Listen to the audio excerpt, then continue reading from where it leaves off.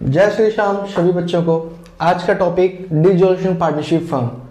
Dissolution partnership firm का मतलब होता है कि फर्म पूरे तरीके से वाइंड अप हो रही है, यानी हम बिजनेस आगे कैरी ऑन करेंगे नहीं, किसी भी लेवल पर हम बिजनेस को आगे लेके नहीं जा रहे हैं, उसी को बोला गया डिसोल्यूशन पार्टनरशिप फर्म। लेकिन अगर मैं यहां से फर्म हटा दूं तो आपके सामने नजर आएगा डिसोल्यूशन पार्टनरशिप। इसका मतलब हो गया कि पार्टनरशिप टूट गई, यानी दोस्ती टूट गई। ओनली पार्टनरशिप का मतलब होता है दो या दो से ज्यादा लोग जब किसी एक काम को करते हैं, उसको बोला गया पार्टनरशिप। और डिसॉल्व का मतलब हो जाता है बंद होना। अगर सर हम इसकी बात करते हैं डिसोल्यूशन पार्टनरशिप, इसका मतलब हो गया दोस्ती टूट गई, यानी दोस्ती खत्म। लेकिन जब हम डिसोल्यूशन पार्टनरशिप फर्म की बात करेंगे तो इसका मतलब पूरे तरीके से पार्टनरशिप फर्म जो हम बिजनेस कैरी ऑन कर रहे हैं वो बंद हो रहा है। इसी को बोला गया डिसोल्यूशन पार्टनरशिप फर्म। आपने admission of partner, death of a partner और even retirement of a partner में रिवैल्यूएशन अकाउंट बनाया होगा। तो पहले हम ये देखेंगे कि रिवैल्यूएशन अकाउंट और रियलाइजेशन अकाउंट में क्या डिफर है। देखो, पहली बात, जब रिवैल्यूएशन अकाउंट बनाते हैं तो कब कब बनता है? एडमिशन ऑफ पार्टनर में बनता है, डेथ ऑफ अ पार्टनर में बनता है और रिटायरमेंट पार्टनर में बनता है। देखो जी, ये तो सबको पता होता है क्यों बनता है, ये तो सबको पता होता है बनता है और क्यों बनता है, लेकिन मैं वेरीफाई कर देता हूं ये इसलिए बनाया जाता है, यानी आपको क्यों का आंसर जरूर आना चाहिए।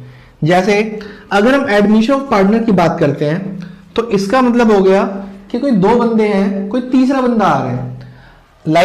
मैं एग्जांपल के साथ समझा रहा हूं कि ए और बी पहले से कोई बिजनेस कैरी ऑन कर रहे हैं और इनकी रेशियो 3:2 है। इनके बिजनेस में सी आना चाहता है 1/4 के लिए, जैसे आपको पता है सी 1/4 ऑफ हिज प्रॉफिट होगा। सी आ रहा है तो अपने साथ कुछ कैपिटल और गुडविल भी लेकर आएगा। जब ये आएगा तो ए और बी अपनी एसेट्स कम बताएंगे ज्यादा बताएंगे? सर ज्यादा बता सकते हैं, कम बता सकते हैं, डिपेंड करता है। देखो यारों, अगर ये अपनी एसेट्स कम बताएंगे तो सी तो वैसे ही नहीं आएगा कि यार इनके पास है क्या जो मैं आऊं इनके पास। दूसरी बात, इसका मतलब जब भी हम असेट्स की बात करेंगे तो ए और बी अपनी असेट्स ज्यादा बताएंगे। दूसरी चीज, अगर हम लायबिलिटीज की बात करेंगे सर तो ए और बी अपनी लायबिलिटीज कम बताएंगे ज्यादा। अगर आप खुद सोचो, अगर ये आ रहा है नया पार्टनर और ए और बी अपनी लायबिलिटीज ज्यादा बताएं तो क्या सी आएगा? सी कहेगा इनके पहले से कर्जा इतना है तो मैं इनका पार्टनर क्यों बनूं? तो इसलिए हो सकता है कि अपनी लायबिलिटीज क्या बताएं? कम। अब सी के पॉइंट से सोचो कि वो ये भी तो सोचता है जानबूझकर ए और बी अपने सेट्स ज्यादा बताएं और लायबिलिटीज कम बताएं। इसी चीज को वेरीफाई करने के लिए हम क्या बनाते हैं? Revaluation account. देख लो, खुद अपने नाम में ये बोल रहा है, री का मतलब दोबारा, वैल्यूएशन मतलब कैलकुलेट करना। तो हम जब भी कभी रिवैल्यूएशन अकाउंट बनाते हैं तो असेट्स और लायबिलिटीज का क्या इफेक्ट हो रहा है, कम हो रही है ज्यादा हो रही है, इसी को मेजरमेंट करने के लिए तो क्या बनाते हैं? Revaluation account. सेम चीज डेथ और रिटायरमेंट में भी सेम होता है। लेकिन जब बात आती है डिसोल्यूशन पार्टनरशिप फर्म की तो उसमें हम रियलाइजेशन अकाउंट बनाएंगे, कैपिटल अकाउंट बनाएंगे और कैश और बैंक अकाउंट बनाएंगे। सर आपने बोला था, कई वीडियो में आप बोल चुके हैं कि कुछ भी सीखो लेकिन क्यों का आंसर जरूर आना चाहिए। ऐसा क्या है कि एडमिशन, डेथ और रिटायरमेंट जो हम पहले पढ़ चुके हैं उसमें हम रिवैल्यूएशन अकाउंट बना रहे हैं और उसमें सिर्फ रियलाइजेशन अकाउंट बना रहे हैं। तो देखो सर, दोनों में डिफरेंस कि ये हमने देख लिया, एडमिशन, डेथ और रिटायरमेंट में हम रिवैल्यूएशन अकाउंट बनाएंगे, लेकिन जब फर्म बंद होगी तो हम क्या बनाएंगे? Realisation account. फर्म बंद होगी तो आप खुद सोचो कि जो फर्म की एसेट्स होगी या जो लायबिलिटीज होगी क्या वो अपने साथ कैरी ऑन कर पाएंगे? क्या करेंगे सर कैरी ऑन करके, जब बिजनेस ही बंद हो रहा है? और जब बिजनेस बंद हो रहा है तो जो हमारे पास असेट्स होगी, हमारे पास मतलब फर्म के पास, जब भी हम कभी कोई अकाउंट्स का क्वेश्चन करेंगे हम अपने आप को क्वेश्चन कंसिडर करें, यानी फर्म कंसिडर करें। तो जो फर्म के पास असेट्स होगी वो उसे बेचना चाहेगी क्योंकि वो बिजनेस कैरी ऑन नहीं कर रही आगे।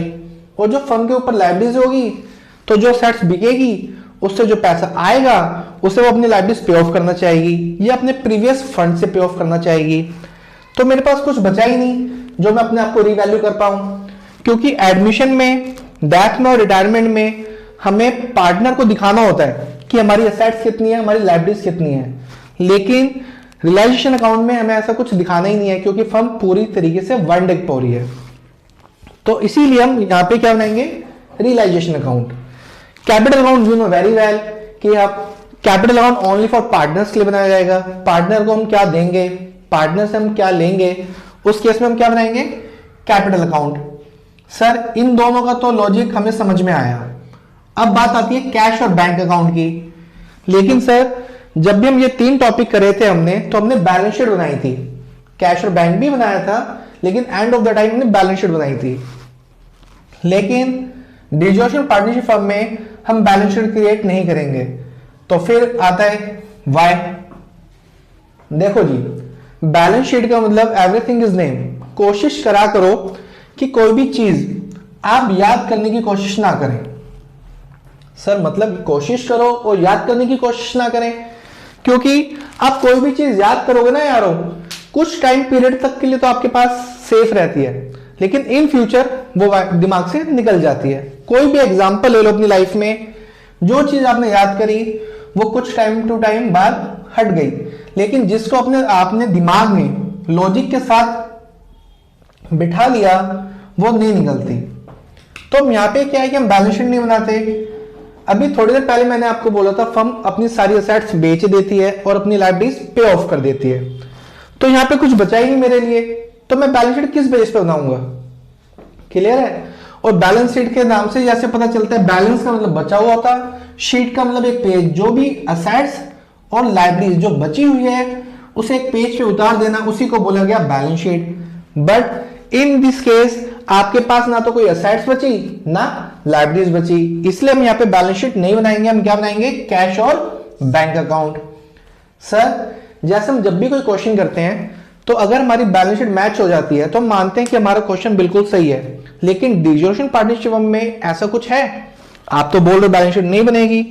देखो जी, बेशक बैलेंस शीट ना बने लेकिन कैश और बैंक तो बनेगा ना। तो इसका मतलब जैसे कैश और बैंक अकाउंट हमारा मैच होगा तो हम कह सकते हैं कि डिसोसिएशन पार्टनरशिप का फर्म का जो क्वेश्चन हमने करा वो बिल्कुल एक्यूरेट है। क्लियर है बच्चों। कोई डाउट किसी को, अगर किसी भी बच्चों को कोई डाउट होता है तो कमेंट में नीचे मेरे से पूछ सकता है।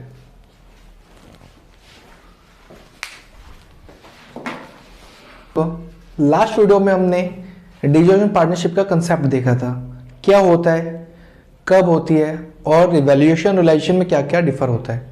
और इसके साथ साथ हमने ये भी देखा था कि डिसोसिएशन पार्टनरशिप फर्म के अंदर कौन कौन से अकाउंट बनाए जाते हैं। एक रियलाइजेशन कैश अकाउंट और कैश और बैंक अकाउंट बनाया जाता है, यानी कैश अकाउंट मतलब कैपिटल अकाउंट बनाया जाता है। लोग अब सर पहले बात करेंगे रियलाइजेशन अकाउंट की, कि रियलाइजेशन अकाउंट के अंदर क्या होता है और क्या नहीं होता। देखो जी, रियलाइजेशन अकाउंट के अंदर सिर्फ असेट्स और लायबिलिटीज को हम पोस्ट करते हैं। कैसे, देखो जी, असेट्स का बैलेंस होता है डेबिट, तो जितनी भी आपकी सारी असेट्स है सबको हम डेबिट साइड उतार देंगे। जितनी भी लायबिलिटीज है बैलेंस शीट में, लायबिलिटीज का बैलेंस होता है क्रेडिट, उसको हम क्रेडिट साइड कर देंगे।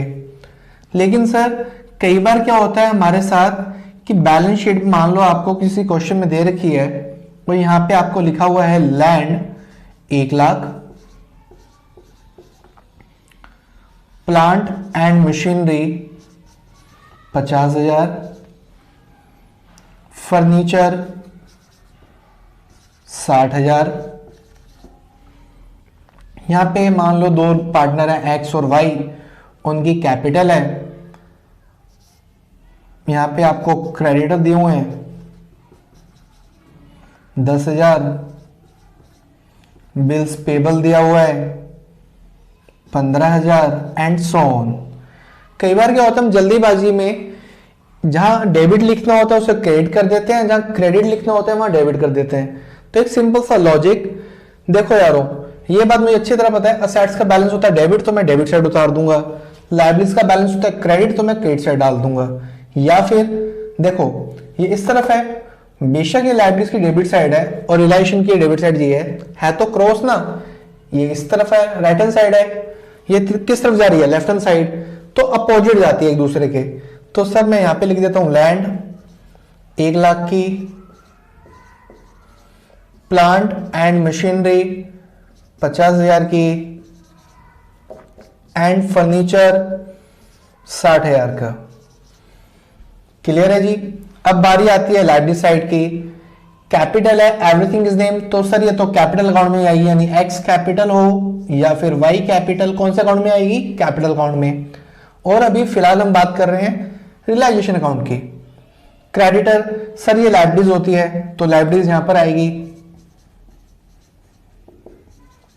क्रेडिटर 10,000।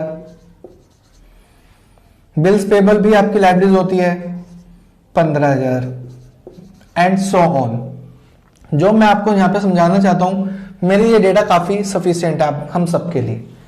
देखो यारों, अब जितनी भी एसेट्स थी मैंने दिखा दी, जितनी भी लाइबिलिटीज थी मैंने दिखा दी। इसका मतलब सामने वाले को पता है कि मेरे पास ये एसेट्स है और मेरे ऊपर ये लाइबिलिटीज है। अब मैं अपनी एसेट्स बेचना चाहूंगा। मान लो क्वेश्चन में बोलता है लैंड सेल आउट या लैंड रिलीज हो गई, फर्नीचर रिलीज हो गया, तो मैं हम बेचेंगे। तो किस तरफ आएगी? अगर कोई चीज जाती है अकाउंट्स में और उसका अगर नेचर डेबिट होता है तो उसको खत्म करने के लिए क्या करेंगे? क्रेडिट करेंगे।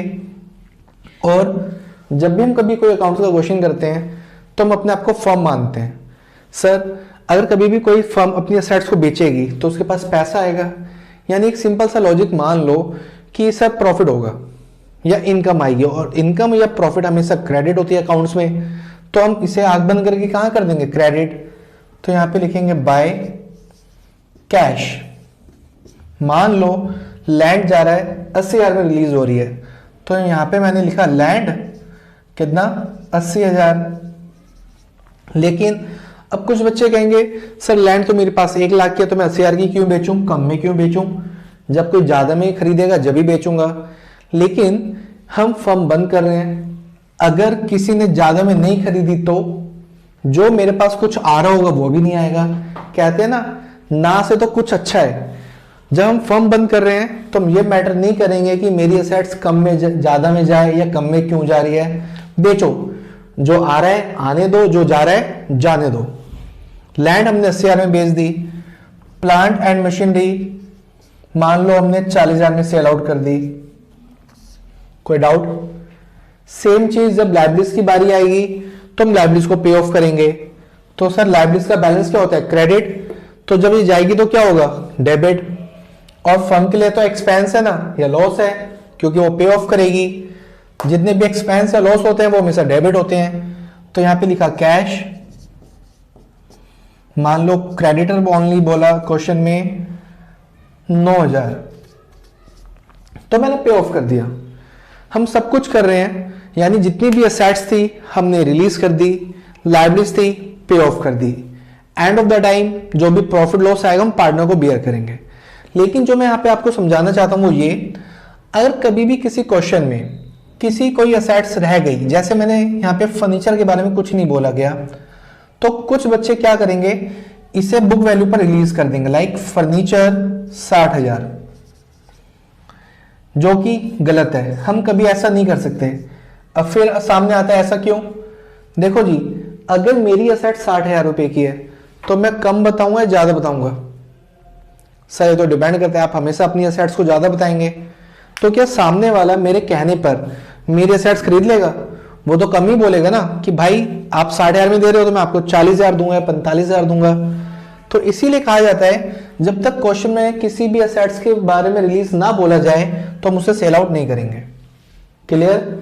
सेम चीज अब जब लाइबिलिटीज पे ऑफ हो रही है, क्रेडिटर को हमें देने थे 10,000, मैंने कहा यार देख फर्म बंद हो रही है, 9,000 है लेने हैं क्या, लाओ दे दो, दे दिए। अब लेकिन सर जैसे आपने यहाँ पे फर्नीचर के बारे में कुछ नहीं बोला था, ऐसे ही यहाँ पे आपने बीपी के बारे में कुछ नहीं बोला।